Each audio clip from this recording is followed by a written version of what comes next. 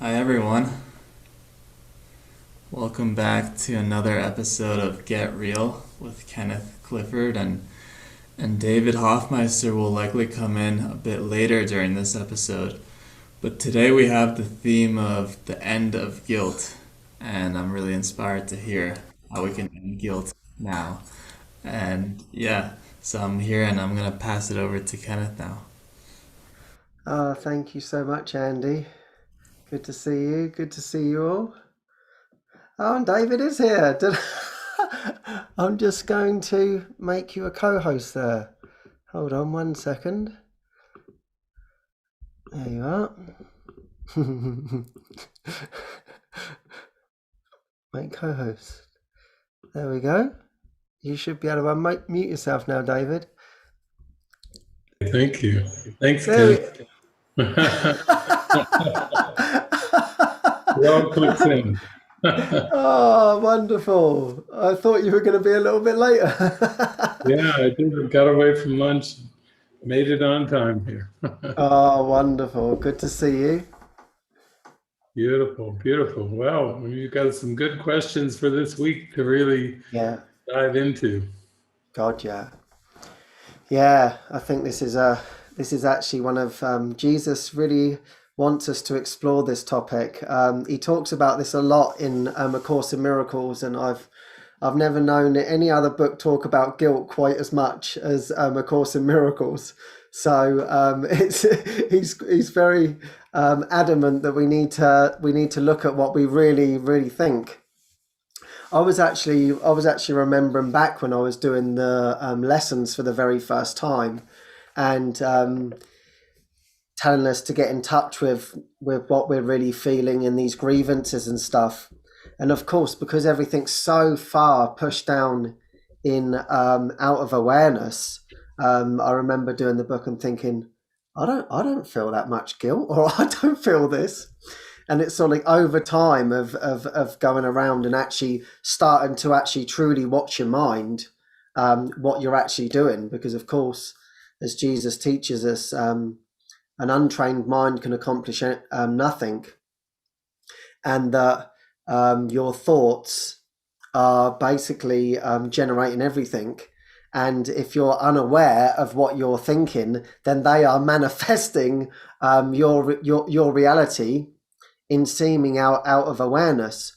And so that's why he's very particular about this, in going much deeper and saying, yeah, there's actually the ego as we know is the death wish, and you actually have a lot of thoughts that are very destructive, and really they're just covering up the presence of love. And so that's his task. They are simply shadows. They are nothing to write home about. They're nothing to be frightened of or anything like that. They're just that they are there. We have covered the light through a false perception. And so thank you so much, Jesus, for 365 lessons. Very helpful, very practical, for the untrained mind. And so, really and truthfully, that's why we're joining in this experience together, to remember that. And it's great. It's like, okay, I have this untrained mind, and things are going to come up for me, and but I have him holding my hand. I have my mighty companions around me, and now I'm calling forth all of the support in my mind to say, okay, listen, I want to face this guilt.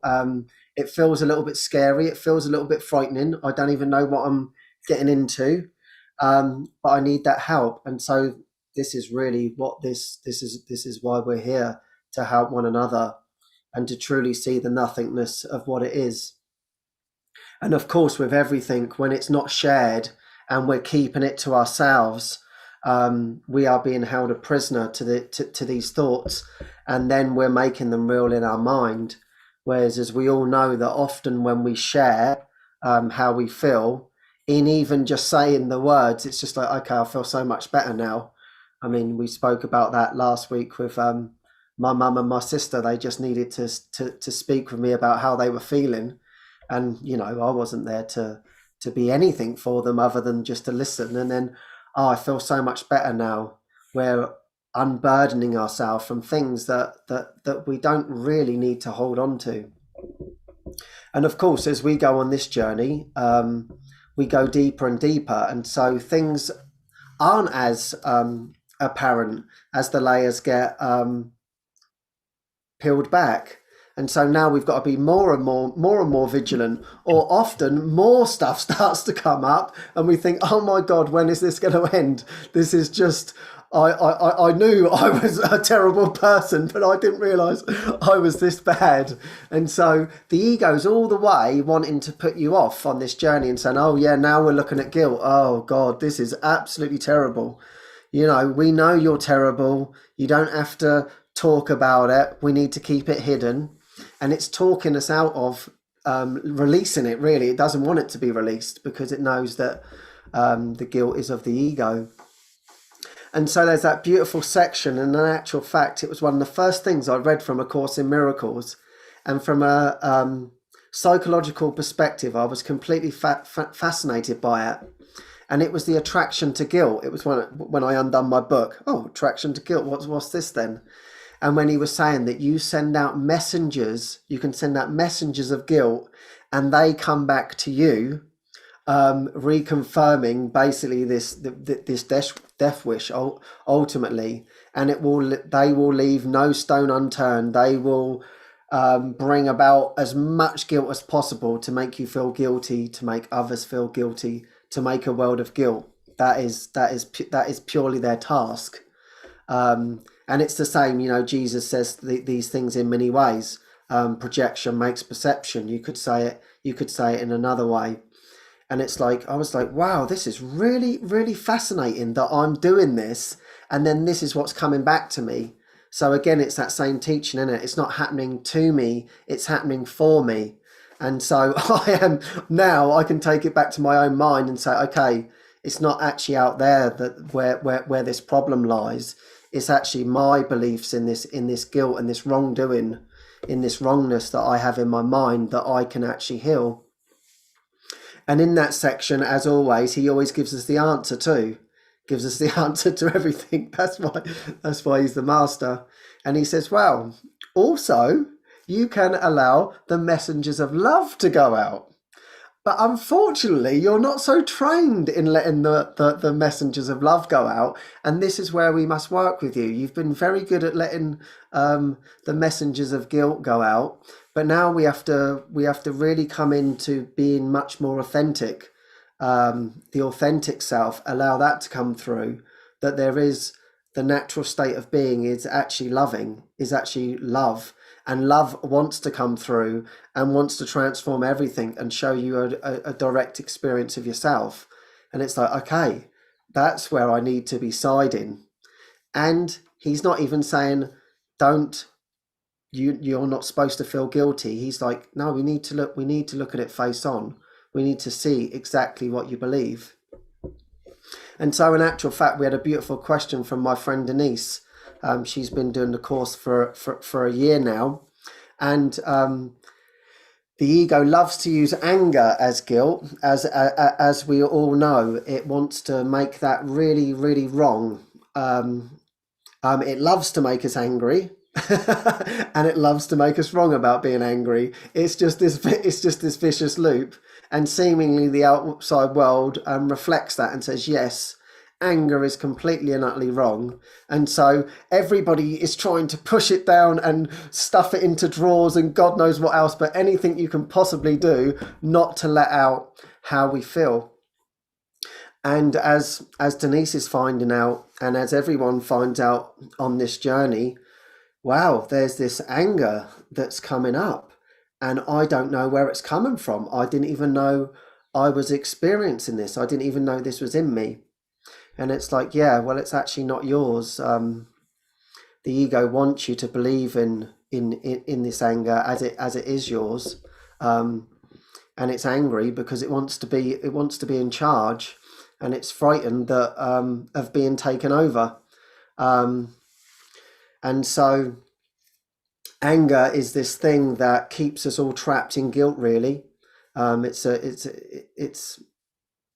a seeming vicious thing. but it's actually truly not of us. And so that's what we're going to be learning about today, really, through Jesus's teachings. But equally, he says, yeah, it must come out. And so this is the old question, isn't it? How do I express this in a way that's not harmful? And really, I've found this has been my sort of bane. I don't know why this was my sort of bag that I brought here, that I felt angry a lot of the time in life. And of course, a lot of it is around a victim story, and I still experience it to this day. But what I'm finding is the more and more I've talked about it, the more and more I share about it, the more and more it does dissipate. Really, it's about not hiding it, and I think that's what we can often do when this comes up. I actually talked to a friend once. She was a woman, and she said, I can't have any relationships with anybody. I have to keep myself to myself because I just get so angry and I don't want anybody to know about this. And I feel so ashamed. I feel so guilty. And I was like sharing what she'd expressed gratitude to me because in how I'd sort of explained what my process had been, she shared that was exactly the same as what had been happening for her. And she felt like, wow, I'm actually not on my own. Someone is sharing the same thing here. And it's like, yeah, we have to be able to talk about these things. We have to be able to let them out, like what Denise did. She wrote how she was feeling. So maybe I thought maybe we could start with that, David, talking about this guilt, and then anger is a very thick part of guilt. Yeah. Well, I think one of the healing modalities that I've found is very, very, very helpful is the 12 steps. And if anybody knows anything about the 12 steps, you know that you have to make an admission that you have a problem, or an admission, in one sense, we'll say that you're powerless over an addiction, or it could even say powerless over the world. Powerless admission. Wow, that's an interesting starting point. And Jesus says in the Course that you first have to admit to your frailty. So that reminds me a little bit of the Matrix, when Neo turns to Morpheus and says, "What is truth?" And instead of Morpheus replying to Neo, "Truth is love," or "Truth is oneness," or "Truth is eternity," actually Morpheus says, as an answer to what is truth for Neo, he says that you are a slave to something that you cannot see or smell or taste or touch, a prison for your mind. Wow, that is important. He's not all dressed up in la la la. He's actually telling Neo, you first have to admit you're a slave. So I would say that in dealing with this anger issue, I used to say, instead of 12-step groups, everybody going around and saying, "Hi, my name is so-and-so, and I'm an alcoholic." We could have a Course in Miracles 12-step group where everyone goes around and says, "Hi, my name is so-and-so, and I have a perceptual problem." You can't begin the healing process until you first come to an admission that you have a perceptual problem. What does it mean to have a perceptual problem? That means to admit your frailty, admit your helplessness, admit your powerlessness, and stop trying to cover over all that and pretend to be a human being that has a private mind with private thoughts. That is the problem, is that the cover covers over the frailty and the helplessness, and you can't begin to heal and come to your vast magnitude as the Holy Son of God until you first admit to your frailty and helplessness. And also, it's important because you won't really want to listen to the Holy Spirit if you think, I don't have a problem. Why would you want to listen to the Holy Spirit if you thought you had it all together? If you had your act together, act in the dictionary is to impersonate. So you're impersonating the Christ and pretending you're flesh and pretending you're a human being, and that's the biggest act in the world. And then you have to kind of go the other direction. So I think it's a great topic because it actually starts to bring people into phase 1 of healing. Now, phase 2 is, I'll call it true empathy. Phase 2 is where, like Ken was just saying, as long as you have attack thoughts that you're not aware of, and your mind is pretty well saturated, we'll say, with attack thoughts, then all this love and light talk, God is love, God is one, and everything like this, it doesn't actually do you any good because your mind is saturated with attack thoughts. So phase 1 is coming to admission that I need help, and thus begins the clearing away, the thinning out and the clearing away of all the saturation of attack thoughts. And then phase 2 will take you really directly to the light, where you have to accept that the truth is true and only the truth is true, where you actually have to go through purity, a purification process, and you actually have to come into certainty that not only are you perfect, but your mind holds only what you think with God, that you've been completely wrong about every thought that you ever had of time and space. Not partially wrong, not kind of wrong. 100% wrong about absolutely everything in time and space that you ever believed. And that makes you ready for phase 2, which is, my mind holds only what I think with God. Let me remember I am one with God. I am one with my source. And so I think one of the things we're talking about here is we're talking about phase 1. Although I did a gathering this morning, and happily there was someone at the gathering that she had come through Christianity and all the guilt thing for so many years, and she had prayed sincerely for 15 some years, and now she's at La Casa and she's starting to really line up with really the truth in a sense of purification and certainty.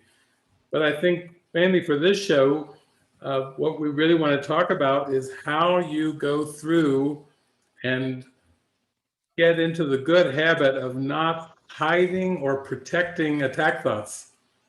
Because like you were saying, Ken, it's the stuffing down and the hiding and the protecting that's how you keep it. That's how you keep it in awareness. That's how you keep anger. That's how you keep guilt. And that's not our goal at all. That's the exact opposite of what we want to do. And it's so beautiful always when you share your process of, it's like a reversal from a very habitual means of hiding the truth and getting into games and distractions to not even go there, to let's go there. Let's go there again. Let's go there again. It's authenticity, it's transparency. Yeah, thank you for that. It was just, I had this beautiful dream the other night, actually. It was lovely. I was with Jesus and we were just talking away, and he was saying exactly what you were saying. He said, very good. You've got to consistently look at your thoughts, every single one of them, and keep letting them go, all of these attack thoughts. That's all you have to do. You just have to keep handing them over one by one, just keep going in that direction. And I was like, it's that simple. Yes, it's that simple. This is what's in the way. So as you said, we can't sit there and say, okay, I am the light of the world. Okay, now I'm angry, Yeah.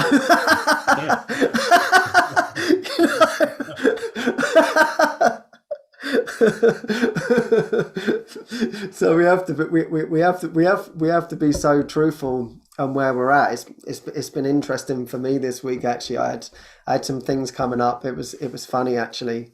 It was between me and Eric, actually, and he said to me, oh, I've got to rush out. Can you wash my stuff up for me? I said, no, you can wash your own stuff up. And he's like, look, I really need help. I said, no, you need to organise your time better. Right? And that was it. I was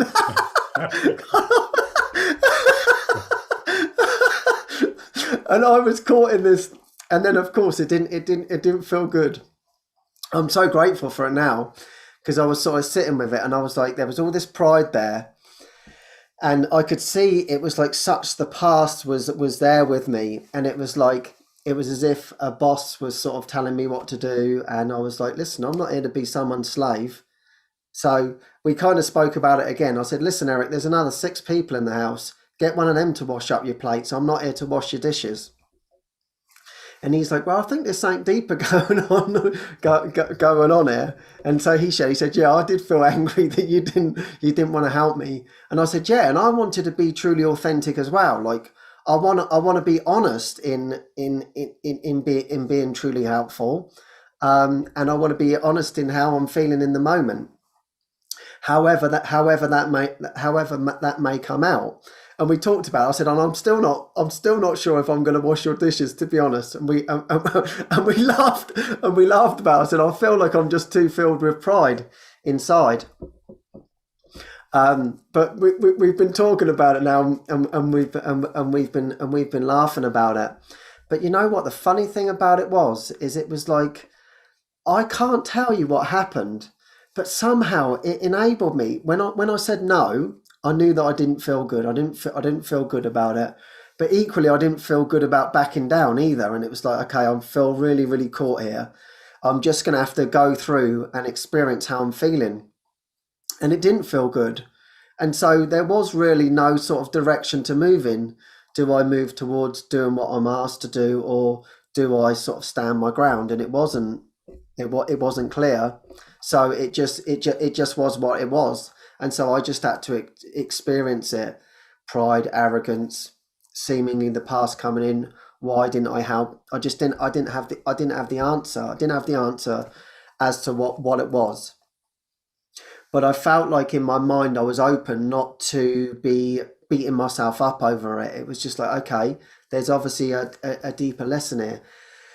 And I don't know what it was, but somehow what cleared, and of course it's never about dealing with a situation in form, but something through doing that, somehow in my mind I was saying that I don't want to hold on to these feelings. I don't want to be a prisoner to trying to be right or wrong or indifferent or whatever. And somehow inside of me I felt this softening, and I don't know, I don't even know whether it's to do with this, but somehow something started to soften in me these past few days as I've been exploring it with Eric.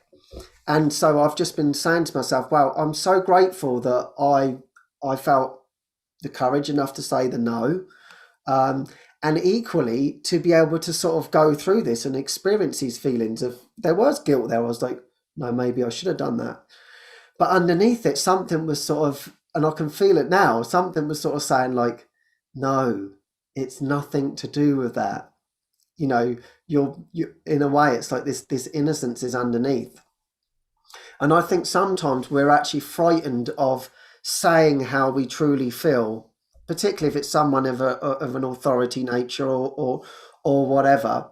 But if we're all on the same page and we're doing this for healing, there can be something much more deeper to come through. And actually, one of the things that Eric said, we were discussing it, and I said, well, listen, Eric, if you don't like it, tell who you like, and they can come and tell me, and I'll tell them that I'm not washing your dishes. And he said, I'm not here to get you into trouble. And I thought it was sort of like this idea of getting into trouble and things, or trying to get me into trouble. And I thought, wow, had I have not had actually been truthful, I wouldn't have been able to see all these things of like these beliefs in the guilt. And that's actually why I wanted to start this conversation. That in actual fact, it can be very, very healthy to work through this. And there's always something so beautiful on the other side of it. So I actually feel so grateful. I feel a little bit of emotion coming up now, just like, thank you for that experience. I want to completely and utterly let go of all of these ideas around right and wrong. And of course we explored with him, well, whose dishes are they? If you believe in a person and a personal someone else's personal plates and versus my personal plates, then obviously we've got a huge split going on there. But it's actually really what we both said, and he was grateful. We said, no, we both want to be authentic, and we both want to hear the guidance as to truly what is needed for us to heal our mind. That's the only reason why we're doing it. And sometimes it can look a little bit messy. So I think really that's why I come on here and just encourage people just to really say how they truly feel, because there's always a gift underneath that. Yeah, it's beautiful, because you really just described the prayer and the care that it took to be authentic and to be transparent and just say, here's what I'm feeling. I don't want to capitulate, or I just want to just give in and feel resentful, but I really wanted to bring about a healing. And I think it's helpful because Jesus is so clear. He basically says, whenever you're not happy and peaceful and joyful, you just haven't met the conditions in your mind for peace. And then he goes out and he says, here's the condition. Oh, now we're really in for it, because he's just saying you always can be peaceful if you just meet the conditions of peace. But if you actively decide not to meet the conditions of peace, then you're going to be upset. And now here's your conditions. And basically he's saying you can't even get angry unless you believe that something outside of you has done to you something and against your will. In other words, you're saying there's an external cause that is capable of making me angry, and I had nothing to do with it. It's external. I had nothing to do with it. And that's why we say, you pissed me off. You hurt my feelings. You make me angry, because we're not meeting the conditions of peace.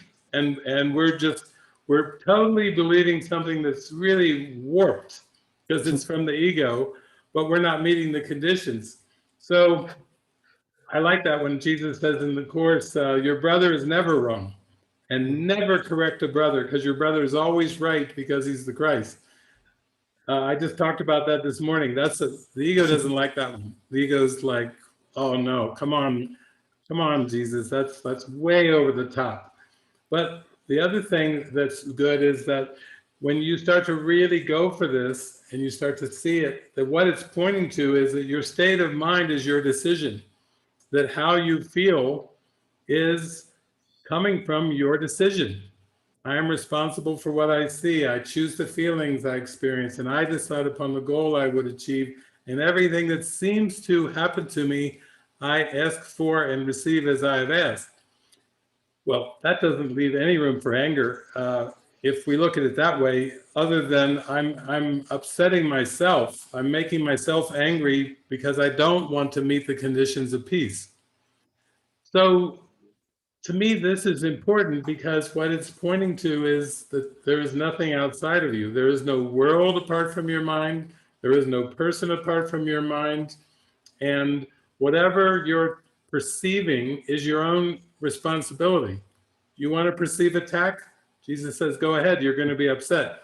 You want to forgive? Go ahead, you're going to be peaceful. I remember one time I was invited to California to speak at a Franciscan retreat center, and it was a pretty disciplined Course in Miracles retreat. There was lots of discipline with when you have to wake up and bells ringing in the morning, and it was almost like an Eastern kind of a Vipassana Course in Miracles thing wrapped into one. And then there were two ministers that we were both supposed to speak to the whole group. So the whole group's all there, they're all eager. The two ministers, I'm there with another minister. And then the third minister, he took out a stopwatch.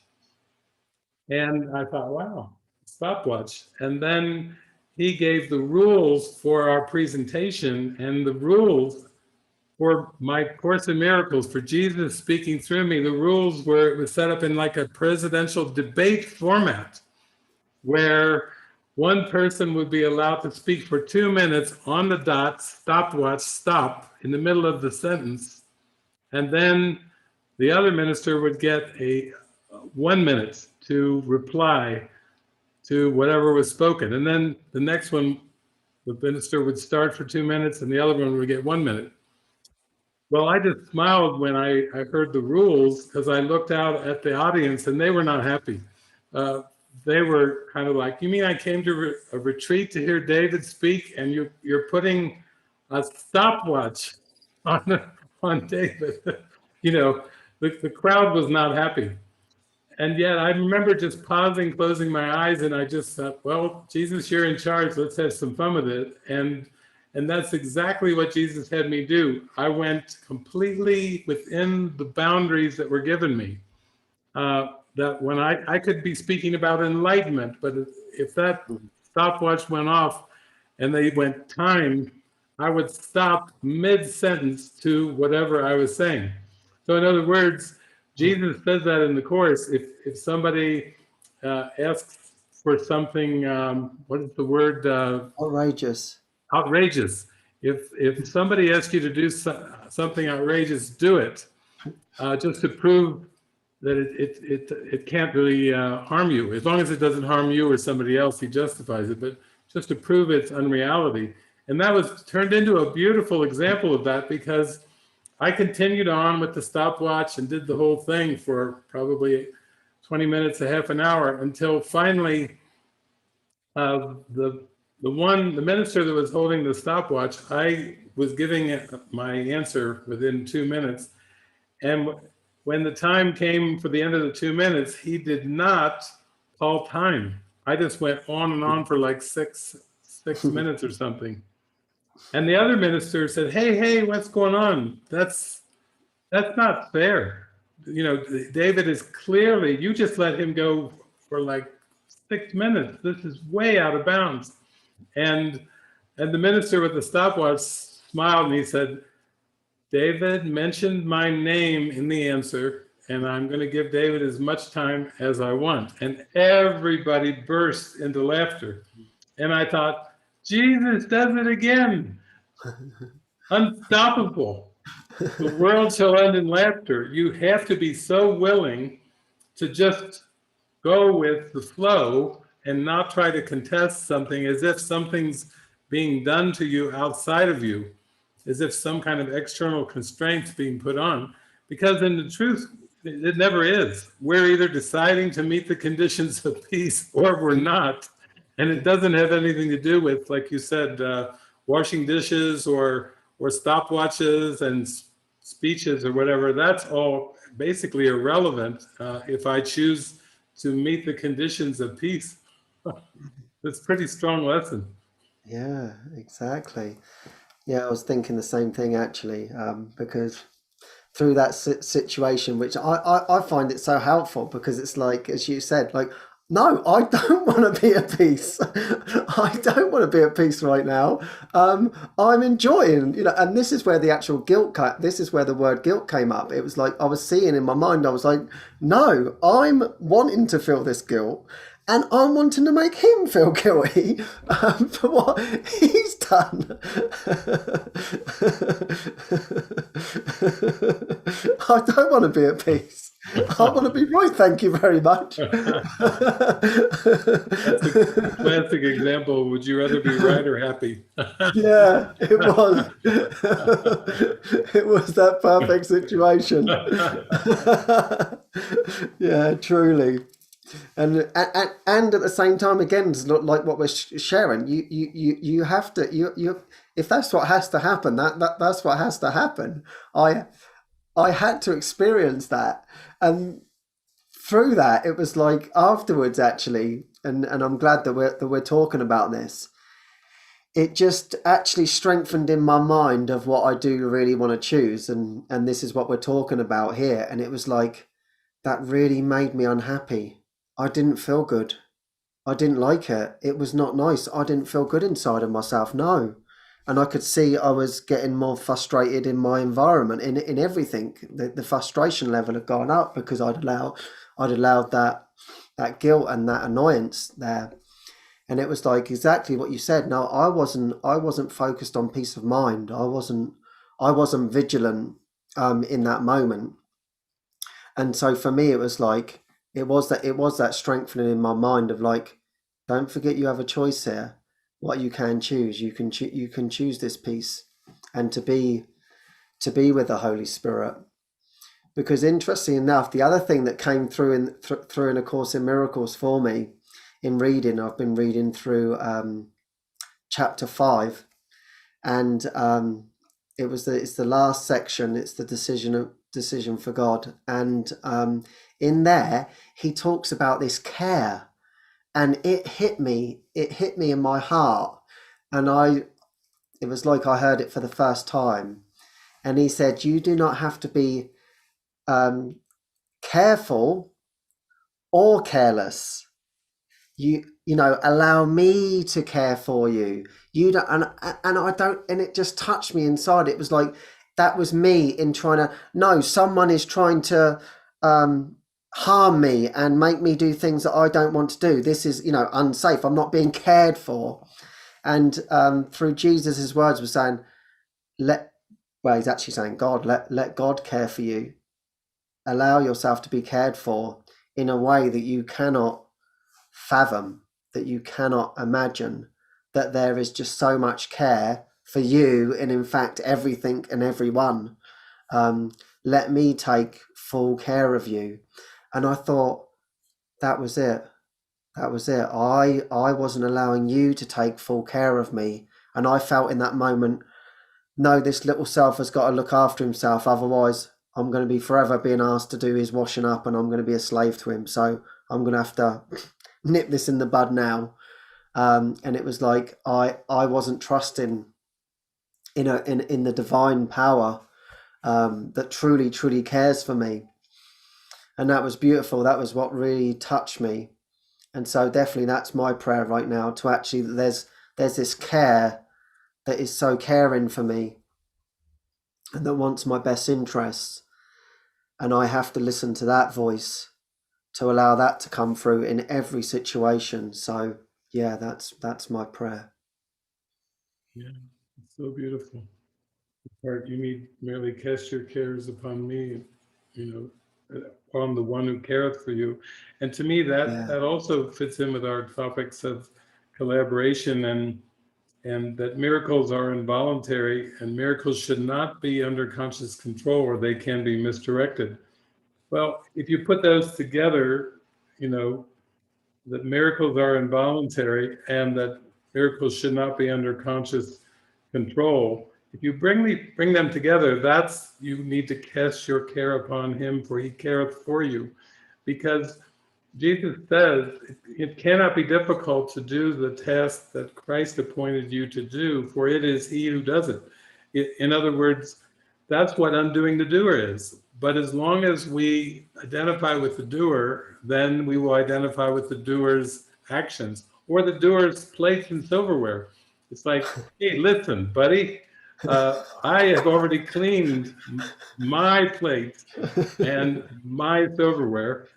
You have not cleaned your plate, and you're not getting out of here with me doing your job. Whereas the miracle is more, you merge with the mind of Jesus, the mind of the Holy Spirit, and then the doer is gone. So in that point, there's no pride to take it one way or the other. You can't be proud about finishing your dishes. Neither can you be proud that you stand up to somebody who's trying to get you to do their work. You see, either way, it would involve some pride, but not in the miracle.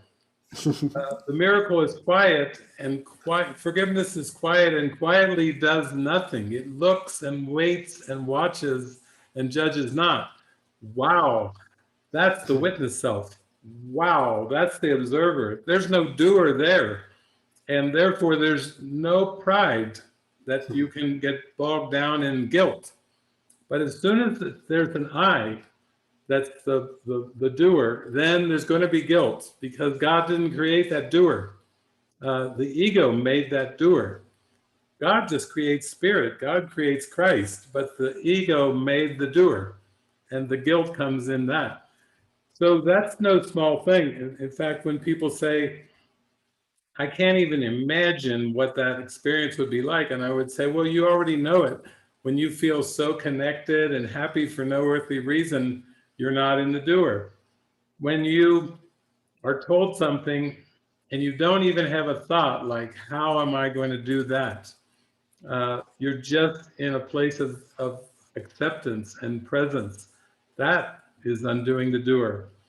And admittedly, people say, well, what's my function then? And I say, well, your special function is with whatever skills and abilities you seem to have and whatever body you seem to have, that's gonna how it's gonna look, but that's still not you.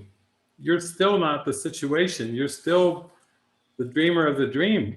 You're not even in the situation, and you never have been. Not once have you been inside of time and space. You're just dreaming the whole thing, witnessing it, and yet you know there's this presence that's come through you. Maybe it wants to speak through you, or laugh through you, or smile through you, or hug through you. Then you can just say, use me, Lord. Let this vessel be an instrument, like St. Francis. Lord, make me an instrument for your peace. Then you can be done through, and the more consistently you actually stay aligned with use me, use me, use me, whatever. What would you have me do? What would you have me say? Where would you have me go? And to whom? You know, it's that's where the alignment comes in, and then the doer is gone. So when Joseph Campbell said, follow your bliss, he was really pointing to the same thing. If you follow your bliss internally, everything is going to work out, and you're not going to be identified with that body anymore. And that's a good thing, because Jesus is saying, yeah, you never were. There's no single instant that the body exists at all. It's always remembered or anticipated. It's always a product of time. And if you cease to give your attention to linear time, you're going to be in the joy of the moment, and you're going to feel expansive, because you are expansive. You are actually unlimited as the Christ. So we're getting into the mechanics now. We're down to the mechanics of being happy. Yeah, wonderful. Thank you. I didn't see this one coming. Yeah, and just noticing that as we're exploring this, as it's this body identity. I am doing something for somebody, and I can choose not to do it, or I can choose to do it if I wish. But it's still seeing that there's something outside, separate from me, and I'm not actually choosing the miracle. I'm not choosing to be miracle minded in that moment. I can see that now, so I feel very, very grateful for that. Because even in the answer, you know, the yes or the no or whatever, it doesn't matter. It was kind of obvious that it wasn't the right answer because of how I was feeling. So, you know, there can be, of course, it's perfectly fine to say no too. And that's just the divine guidance will give us a yes, will give us a no, and that will be joyful to everybody. But when you feel contracted, you feel upset and uptight. It's kind of a beautiful, okay, I'm not actually in the flow of my bliss. And that was not for my higher good. Well, in actual fact, it actually was, because it was to show me where I was blocked with inside myself. So it still actually comes back to as a gift. It's always actually a gift. It's always healing, you know, a love or a call for love. And in that moment, I'd lost my right mind, and I have a brother then to join with more and more on this. To actually see, okay, yeah, actually, I really want to choose the miracle again, and not see these things as separate items of separate others. You know, that's just completely and utterly awful. And something as you were sharing, it's like, yeah, allowing the body to be truly moved in a beautiful way. What would you have me do in this situation? How can I, the words that were coming to me is, how can I bless this situation? What is going to be a blessing to the whole is what I want to is what, what I remember. Because now I can see this. There was that stubbornness within me, which I'm grateful that Jesus is washing in me, and that will come up. That's part of it. But I think we can do it in fun. You know, we don't have to worry about these things. Like, oh, I've worried about that a lot. I'm so stubborn. I'm so arrogant. I'm so prideful. And it's like, that's not going to help you. Seeing it as a victim, it's like, okay, I'm being stubborn. Okay, that's exactly what I'm experiencing, and I want to experience it as much of it as possible so I can actually release it. So in having this discussion, it's like I can feel it loosening up, and we can laugh about these things. Yeah, it's beautiful. It's also beautiful to think that it's everything that is for our own best interest, that every single thing that we perceive is all for our own best interests. He talks about that in the workbook. You know, I do not perceive my own best interest. In no situation do you perceive your own best interest. Then the next lesson, everything is in your own best interest.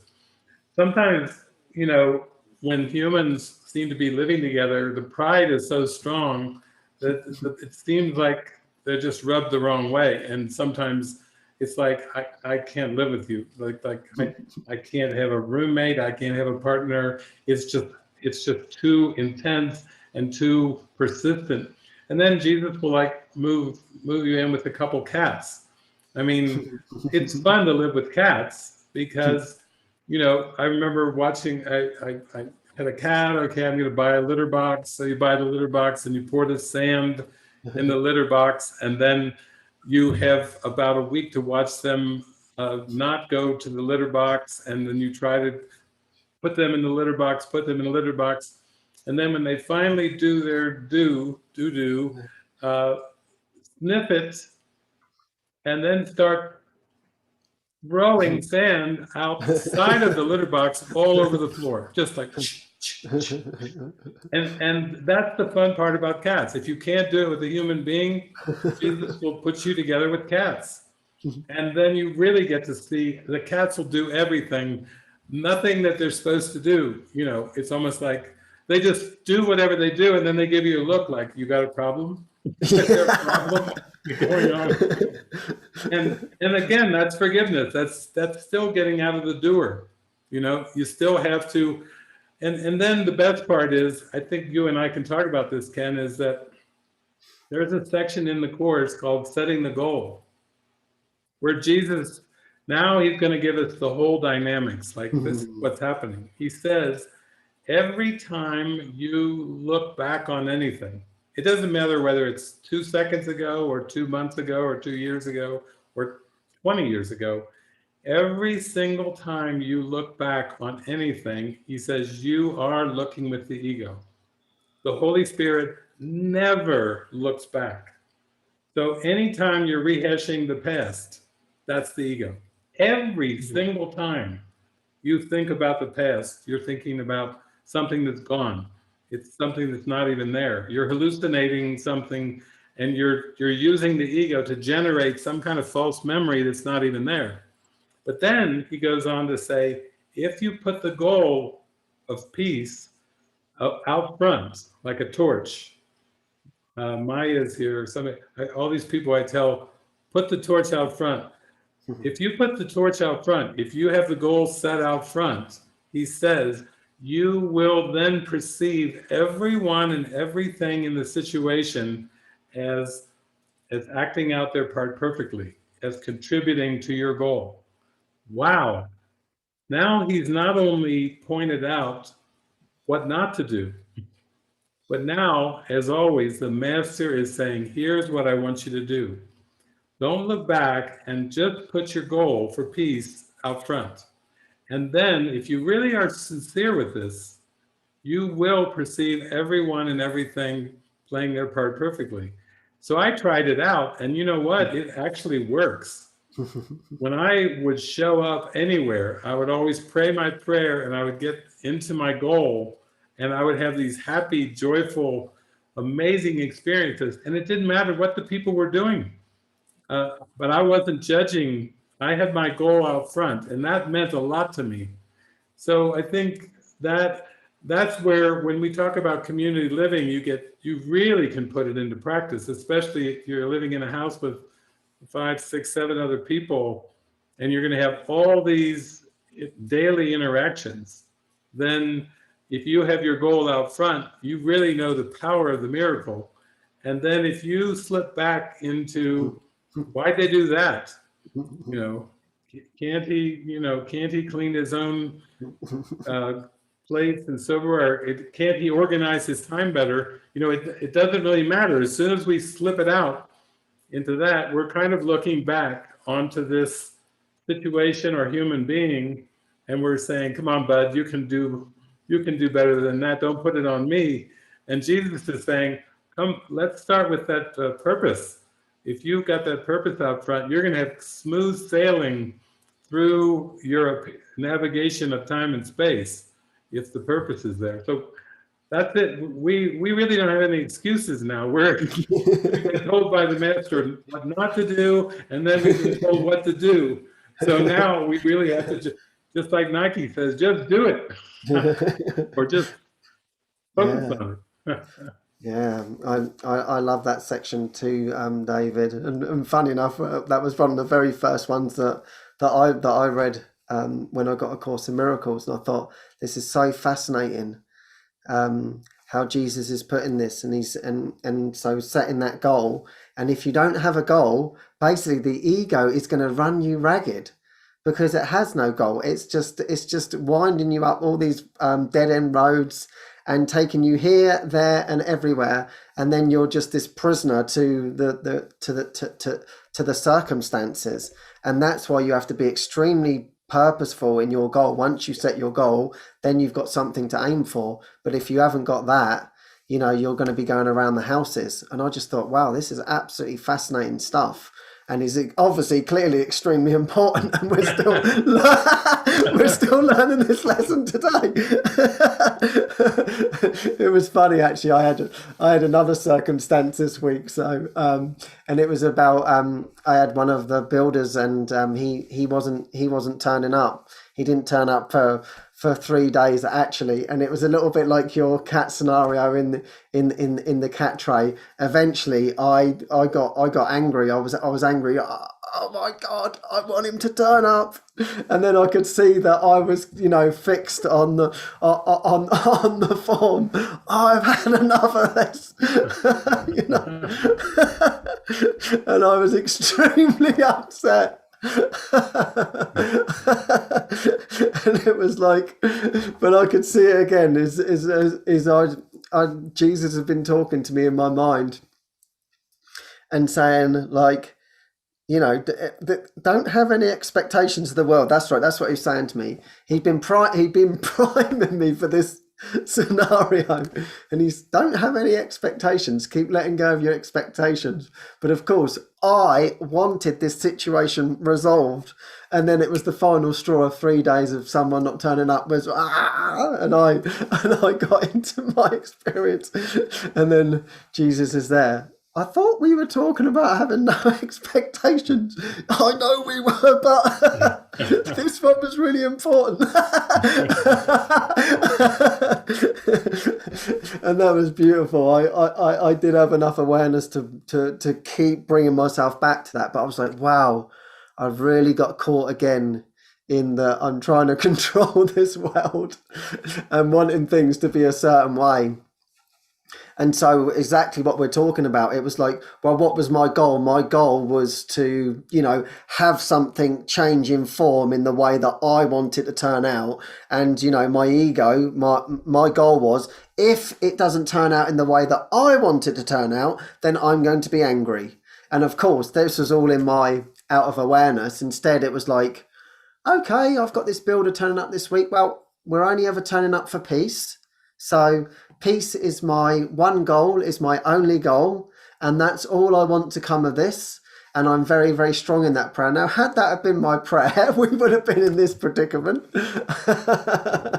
But again, it has to be seen, it has to be revealed, and it's over when it's over. It's not about beating yourself up. Oh, I should be over this. I should be able to handle these situations better. No, I handled it perfectly. That's what happened. That's what needed to be flushed up. That's what needs to be let go of. Because what I've been hearing from you, David, as you've been sharing, a vital part of our teachings is I don't know. I don't know my own best interest, and in fact, I don't know. I don't know what's supposed to happen. How do I know that this is the seeming day when someone's supposed to turn up? And if they're not supposed to turn up, then that's actually perfect too. There's obviously another direction for me to be moving in, to be used. The Holy Spirit wants to use me in another way. And as you said, it's then looking back on the past. He is doing this all the time, and this was supposed to go this way. And it's like, no, there's something new is wanting to emerge. So, okay, where am I to be truly helpful now? Probably would have been a better question than actually getting worked up in the scenario. Yeah. Yeah, I think I've kind of joked that when you're really ready for the advanced curriculum, sometimes Jesus sends you to Mexico because you've lived in Europe and America and Canada and these places, and you think you know what the rules of driving are, and you think you know that people shouldn't park in a traffic lane to go and run in and get something from a shop. Park in a traffic lane in the middle of broad daylight, or you believe you have any expectations. You think you know the rules of parking in traffic, for example. Then you come to Mexico, and Jesus is like, I told you, there's only one law. It's the law of love, and you've got amnesia. You forgot the one law that I created, love. You forgot. Is that too difficult? One. I gave you one law, love, and you had amnesia, and you pushed it not just partially, completely out of awareness. Now you've got traffic laws, and then what's courteous. I thought I knew what was courteous and what was not courteous, and Jesus is like, let me assure you, you have no idea actually what that means either. And then this thing about time, being punctual, like it fits in with your example you're using. We have learned cultural conditioned, make-believe, fictitious laws about punctuality, for example. And I remember Michael Caruana, he would go, when we had all these workers coming to the temple, it was either they wouldn't show up or it was a time thing. Like they'd say, I'll be there at 2:00 on Tuesday, and they show up at 4:00 on Thursday, which is like extreme stretching of punctuality. And Michael said to me one time, he said, didn't we learn integrity? Wasn't that what our mind training as teachers of God was, to learn integrity? And I said, yeah. But that integrity is not personal integrity. That integrity is integrity of the mind, where nothing you think or say or do is out of accord, or feel is out of accord. When you have integrity of the mind, you're the observer, you're the dreamer, and everything that occurs, you watch it with equal peace because you have an integrous mind. But if you have an idea about personal integrity, which that's what we talked about. How is it that the Mexicans don't have the extreme personal integrity that we have? I'm like, oh no, you can't get into point to the Mexicans or the Americans or the living miracles or this or that. Integrity isn't personal. It's integrity in the mind where the alignment has to be. So that just is another good example of the context is important. Because as long as we believe that we understand something in form, then we do have expectations and beliefs about the best outcomes. Like, don't park on a busy day on the street to go in and get your sandwich, or to go in and find, the ego says, find a parking space, please. Like everybody else, just park don't park in the middle of the street during broad daylight. But that's the ego. And then Jesus is like, let all things be exactly as they are. All things work together for good. There is no exception except in the ego's judgment. And everything that seems to happen to me, I ask for and receive as I have asked. That's Jesus. Like, he's just like, la, la, la, la, la, la, live for today. Hey, that's the Jesus state of mind. And the ego, is if it still holds something in your mind, that's why I say Jesus will send you to Mexico to get the final grit and gristle out of that distorted wrong mind. And it works. Yeah, I can see that as you're talking about these expectations of certain outcomes of how things should be, so ingrained in the mind, as you said. Old conditioning, it's then coming from the past again. This is how I've had it in the past and it's not now, and so therefore I want it to be the same. But ultimately I'm asking for this situation before it's even occurred. It's not happening in the moment. As you said, I've asked for it and now I'm receiving it. And so I'm saying in my mind, I want him to be late because I want to make him guilty and I want to make myself feel guilty. And then when he is, I can say, yep, I've confirmed that because I've already sent out my messengers of guilt already. Is my goal. That was actually my goal. So when we talked about integrity, that comes back to me. That's where the integrity lies. That no, I wasn't in my right mind. And so that's why that's actually happening for me, to show me that it's about making wrong and ultimately making yourself wrong. Yeah. So yeah, that's a beautiful lesson. And I always loved what Krishnamurti would say when he would say, well, the difference between me and you is I don't mind what happens. Yeah. And I thought, that's it, isn't it? This is it. I don't mind what happens. They turn up, they don't turn up. Okay, that's what happened. Yeah, I know, it's great because truth has no exceptions. So I remember over the years, I would travel around the world, I would do these gatherings, and then I would start talking about what we're talking about, and somebody would raise their hand and say, yeah. They said, well, we have to be practical. I said, yeah, this is really practical. Well, let me give you an example.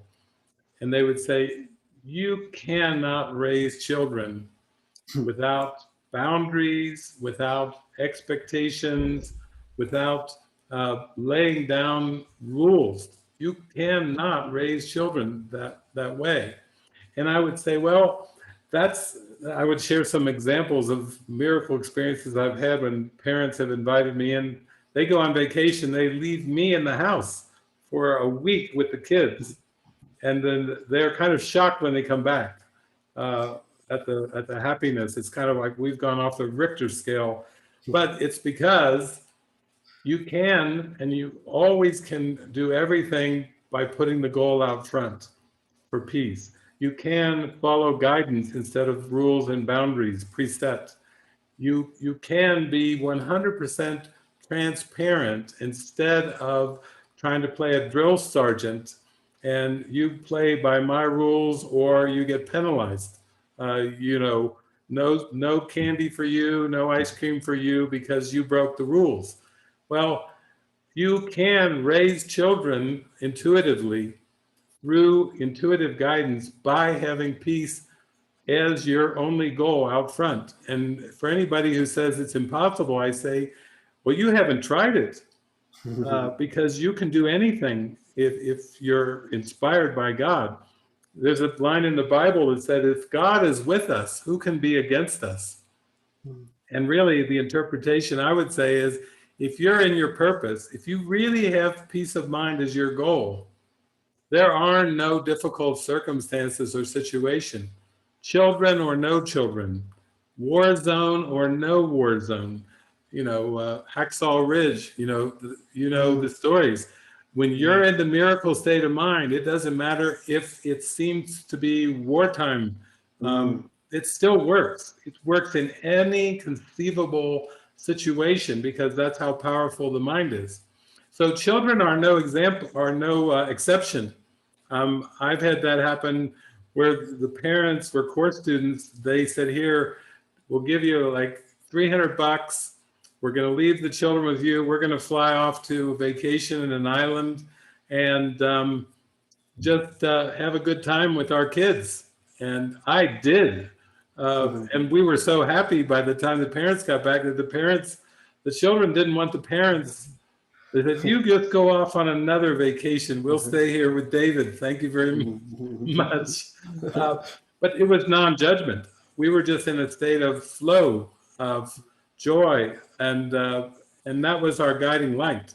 So it's very practical. This is very transformative. It's not like there are exceptions in the ego's world where it won't work. This is the ego made the world, but the Holy Spirit can unify perception in the most amazing ways. Very natural, actually, to perceive a unified world. It's hard to perceive boundaries and differences and rules and regulations. That's difficult indeed, but that's not what the miracle worker sees if you're really in your function.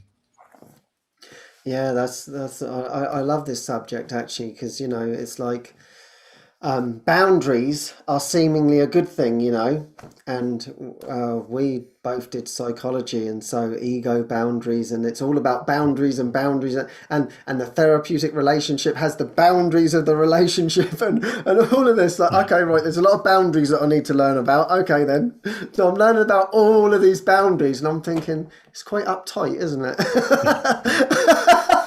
That's a good word, uptight. It is. And trying to manage these boundaries is just a nightmare, isn't it? It's like the rules and the regulations, isn't it? It's like we set these rules. No, you're not abiding by the rules, and this is the boundary that we've set, and we must, and no, you must not cross that line.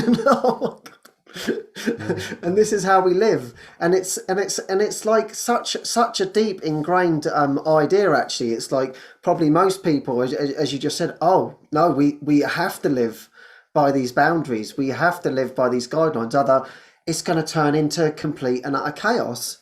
And so, of course, that was going back to my scenario with Eric. It was like my boundary. No, this is my boundary. No, I am not doing that. I am not being taken over by your reign. So I'm going to need to hold my ego boundary. Exactly the word, the ego boundary. And being completely and utterly not open to the miracle. It kind of reminds me actually of the Indian culture, which is much more receptive to being very, very spontaneous, intuitive culture. And it's like, you go there and you see how they drive. I mean, you just can't even understand what is going on there, and yet everybody is flowing in their way. Now, to a Westerner, you would go, this is complete and utter chaos. I have no idea how anything is happening here, and yet it has this rhythm, this flow. Everybody is naturally in that rhythm, and it's actually taught. It's part of their curriculum. Yeah, there's a flow. There's God's flow, and we're all following that. And then in the form, we're like, how does anyone get a parcel in this place? How does anything move anywhere? And yet it all happens in divine orchestration. And yet we seemingly live in the Western world of boundaries, and keeping everything tight. And it's like what you're sharing is, in actual fact, it would be so wonderful when we all take off this boundary, because when we take off the boundaries, we're actually listening to the guide that knows, listening to the intuition that wants to come through.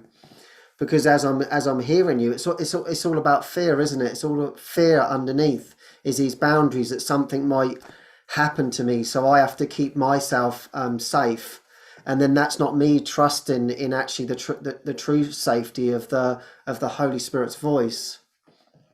Yeah, it's truly, the world is backwards and upside down. So in a world of opposites, for example, if you're leaving the kitchen, you have a young child, we'll say maybe 6 or 7 years old, and you say to your child, I have to run out to the grocery and run some errands. Now, you see that cookie jar up on the top shelf there. One thing I want to tell you is don't eat from that cookie jar. I'm going to go. I'm going on my errand. I just want to remind you, just don't eat from that cookie jar. Now, when you leave to go and you hop in the car and you run your errands, what's the first thing the child will do? He will get up on the counter by whatever means, and he will reach up and he'll grab that cookie jar.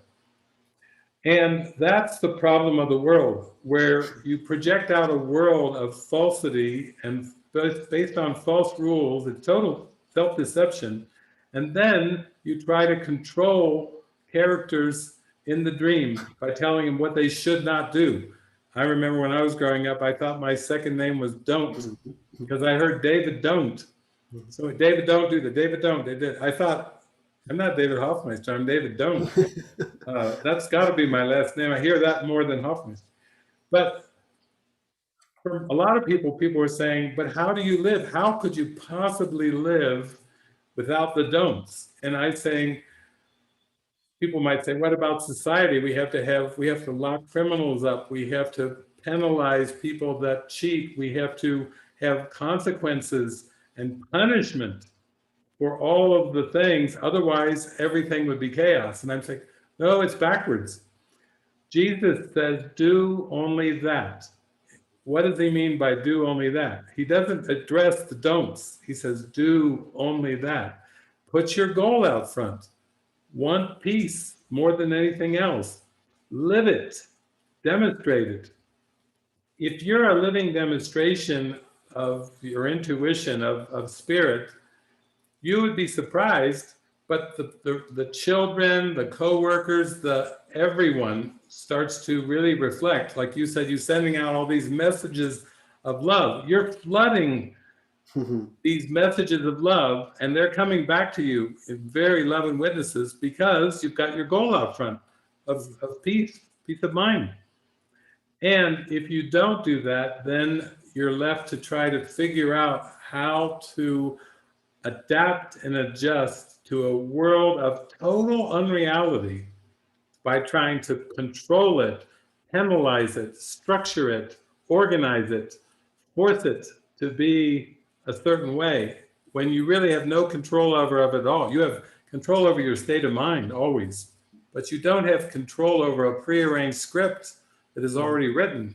You have no business trying to control those children or those people. The mind is deceived if it thinks it has to control people to be happy. That's insane. So this is what mind training does to you. It does bring you into let all things be exactly as they are, and it doesn't judge or analyze what's happening, because what's happening, of course, is just a state of mind, a reflection of a state of mind. And if you're focused on the peace, then you do have a peaceful perception. It's that simple. But if you get into the game of trying to control and adapt and adjust to an insane world, the ego is just sitting pretty, laughing, saying, I got you, and you don't even know that I've got you. So those are our choices. Yeah, choose peace instead. That's for this whole talk. We started there. We're still there. We are. We just couldn't get out of it. Give peace a chance. Thank you so much, David. I thought this could be a good time to open it up for some questions. Would you like that? Yeah. I see we have 4 hands, digital hands lit up here. Wonderful. Shall we take some questions, Andy? Yeah. So it looks like Elizabeth has her hand up. Elizabeth, I can unmute you. Yeah, hi there. Hi, Elizabeth. Hi. Well, it's a bit of a chaos in my mind because I heard so many things that I don't remember what I heard first as what I wanted to respond to, but yeah, there is this confusion that I keep on having for a very long time, and sometimes I sort of think I understand it and I'm in peace, and the next day I'm again in confusion. And I really want to keep my goal for peace out front, but there's all the time the confusion about people pleasing and doing what a brother asks from you, an outrageous question. And I somehow keep being in this trap, and I know my ex is my savior. I have the feeling if I can forgive him, I can forgive everybody. And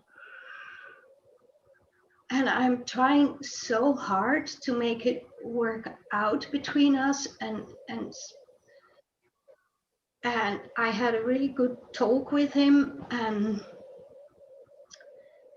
said, okay, let's forget about the past and let's remember what it's about. It's about our daughter, and I want to forget about the past. So, and I was enjoy doing all the things I'm always doing. But then there came a request from him again, like saying, of course you have to do it because I did already so much. And immediately there comes anger up again. And then I hear you talk, if peace is out front, I can do it with a peaceful heart, but somehow there is still anger. And yeah, I feel something with this personal integrity and integrity of the mind, and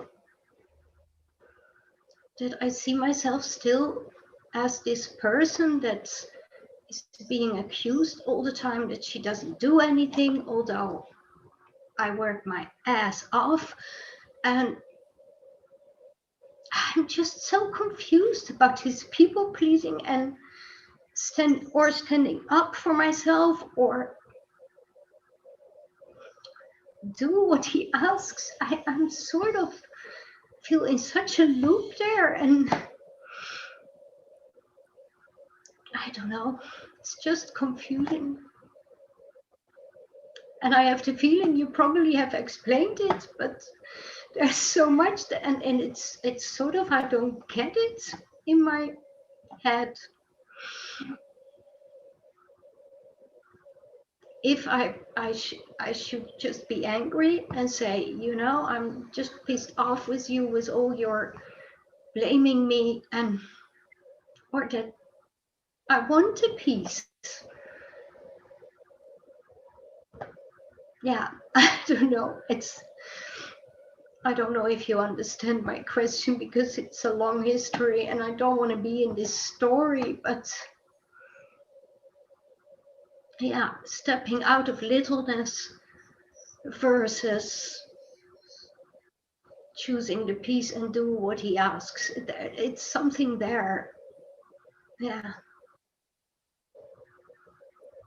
Well, I remember back at times when I started to feel upset or confused, and sometimes I would pray and I would hear, like, imagine you just got beamed into Earth from a distant galaxy, and you knew absolutely nothing at all about Earth or anything that was involved with Earth, and you got beamed into this situation that was upsetting me, that I thought was the situation, and seeing it without any preconceptions. So, like, I sense that when you're saying I want to put the goal out front and really hold that as my prayer, As long as there's concepts in there about being the good mother, or even about the person you're dealing with being your ex, that's a preconceived notion. Like I always say, like, oh, if I was just coming from another galaxy and I didn't know what any of the words or sights or sounds or smells, if I didn't know what any of it meant, I would be more like the witness self, just witnessing a bunch of moving images and sights and sounds. So I think you're getting down to that part we were talking about earlier, where the first phase is that, like Ken was sharing, you get in touch with some anger, some frustration, some guilt that you're aware of, that's there. There's like an underpool of some guilt that's still there. And then, like Ken was saying, if you start to see this situation, before it even happened, you were calling forth something that would help you release the guilt. It starts to reframe the situation into, oh, this is happening for me to free myself of the guilt. This is like a gift for me to be free of this guilt. Some of the guilt I may not even be completely aware of, but it's under there. It's just an uncomfortable feeling. And then you might say people are playing their part in order for you to get in touch with the guilt and to release it. And those two things that I mentioned, ex-partner, that is loaded. I've had people sometimes tell me, they said they didn't even like the way in the language that people got called ex. It was like putting a big black mark on them, or a black cross on their face. X. X marks the spot. Oh, ex-partner. Oh, boy, that's loaded, because there's a lot of interactions and memories that are tied into that ex-partner. And some of those, as long as they're unresolved, they will get projected back onto that X. X marks the spot. But there's a lot of concepts that are tied into X. In fact, people have said, that's terrible to call somebody an X. Why not just say, oh, I'm meeting so-and-so for the first time. I'm going to try to meet them in the holy instant, instead of I'm meeting my ex. Like it's so charged. And then the other part is about, I think it's about the good mom thing. Like, let's say the ego has built a concept in there, and it's like, these are the things, the shoulds and ought tos that good mom has to live up to. Like, good mom is like a puppet, and good mom better live by the standard of these things. Otherwise, the guilt is even stronger. Like, it's like, I should be a good mom. And then when things happen where I interpret, oh, why are you saying this to me again? Don't you see all that I give? Why are you accusing me of this? It's still coming from some kind of a self-concept that God didn't create, that actually has guilt woven into the concept. And that the whole point of the situation is to help you, free your mind of that. And I think you got a great approach. It's like Ken was just sharing earlier, when this thing with Eric was, could you clean these dishes for me? No, I won't be doing that. And then there was interactions and talking. You actually talked it through. I think if you've had a talk, that's a good step. I mean, you really did take a beautiful step to say, let's just come together and talk through these things. And that's very, very helpful. But ultimately, the responsibility for our state of mind rests with our mind. And that means if there's still guilt concepts that are still in there, swimming around in there, we need them out. We need them out of there. We need to get that mind cleared, cleaned, and vacuumed of those guilt thoughts. So that's what I'm hearing is be gentle with yourself, because you have undertaken the holiest prayer that there is for purity, for happiness, for healing in the truest sense. And now what's coming from that prayer is what is appearing. But even though it seems like it's happening to you, it's actually, as we've talked about, it's all happening for your mind to be free of the guilt. So hang in there, keep the faith. Yeah, it can get stirred up there a bit, because some of those concepts were so buried that they were really out of awareness. And now your prayer is that they come into awareness, and even though it's uncomfortable, it's ultimately part of the ultimate healing that you're praying for.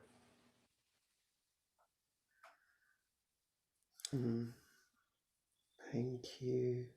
Thank you, Elizabeth.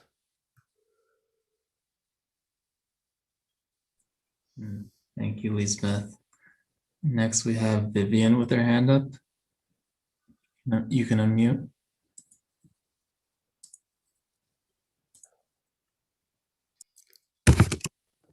Hi, David. Hi, Kenneth. Hi, Vivian. Hi, This Vivian. is like my favorite subject. When I saw it was going to be on guilt today, I was just so excited. Well, guilt and people pleasing and anger and it's like when I retired this last year, I told myself I wasn't going to ever help again until Holy Spirit absolutely was guiding every inch of it, because I don't know how to help. And I was thinking about, Kenneth, when you were talking about your interaction with Eric, I was thinking, oh, well, I would have just gone on and did the dishes and smiled at him and said, of course I'm going to do your dishes, which is exactly the same thing, and then been seething underneath or thinking I'm such a good girl for doing that. And it's just so,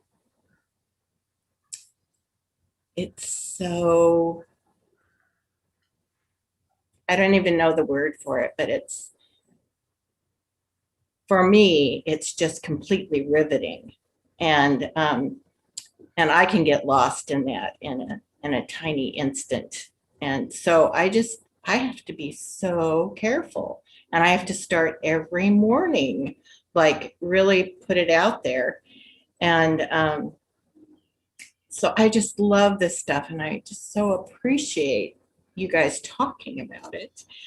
I'm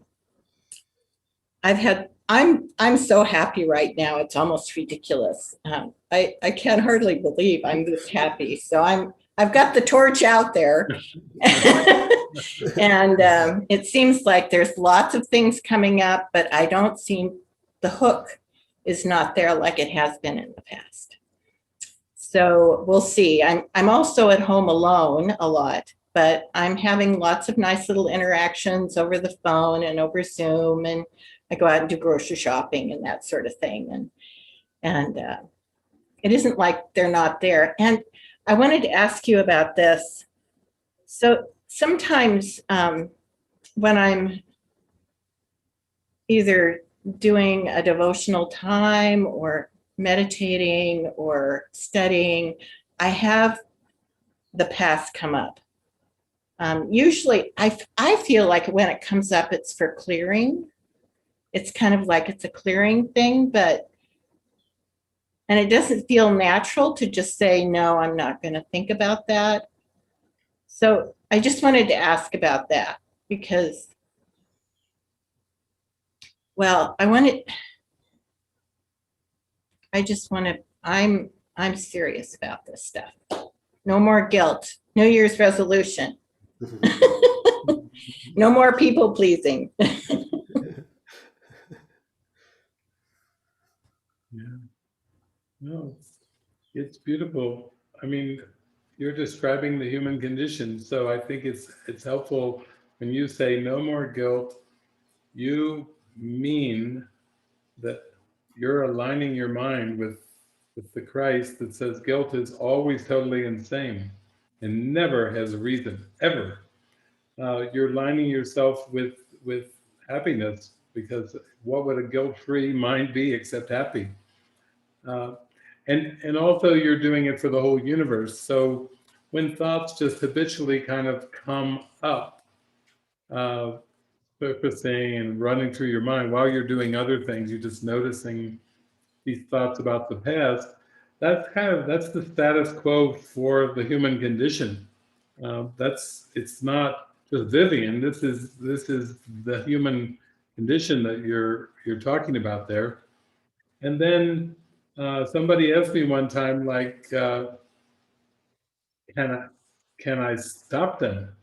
I was like, put a roadblock up, or just stop them. And I said, well, it's kind of like a fish tank where you have the pump and the aerator that's pumping the bubbles into the fish tank. So it brings the air in there, and you can get good at watching the bubbles. That's what meditation is learning to watch the bubbles. Nobody teaches you in meditation to go stop the bubbles. They just teach you to watch the bubbles as dispassionately as possible.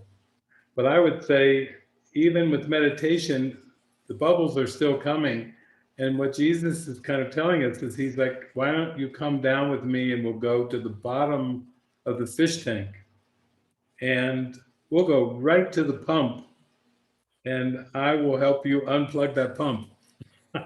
He's actually going to take out the bubbles instead of just being a watcher.